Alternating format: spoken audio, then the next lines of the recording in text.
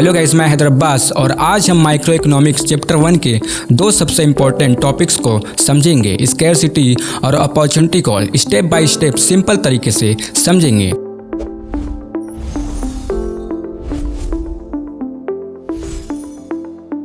तो चलिए, सबसे पहले स्कैरसिटी क्या होती है। सोचो तुम्हारे पास पैसे लिमिटेड हैं, लेकिन तुम्हारी विशेष अनलिमिटेड है। नया फ़ोन भी चाहिए, शूज़ भी चाहिए और आउटिंग भी करनी है। अब प्रॉब्लम क्या है? यही है स्कैरसिटी।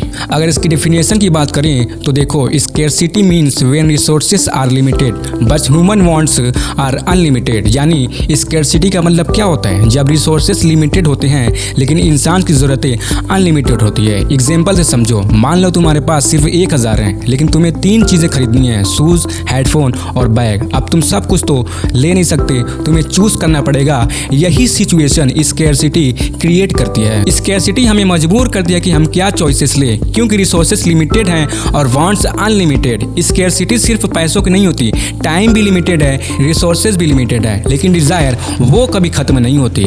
इसलिए इकोनॉमिक्स की शुरुआत स्कैरसिटी से होती है, क्योंकि यही डिसाइड करता है कि हम क्या चूज करें और क्या छोड़ें। अब हम आते हैं अपने दूसरे topic opportunity cost per. Opportunity cost क्या होती है? मान लो आपको 2 कंपनीज से जॉब ऑफर आता है, इन्फोसिस और टीसीएस। इन्फोसिस देती है 20,000 सैलरी और टीसीएस देती है 25,000 सैलरी, और आपको एक चूज करनी है। मान लो आपने इन्फोसिस चूज कर लिया तो आपका फाइनल बेनिफिट्स हो गया, लेकिन जो टीसीएस का 25,000 वाला ऑफर था जिसे आपने छोड़ दिया, बस यही आपकी अपॉर्चुनिटी कॉस्ट है।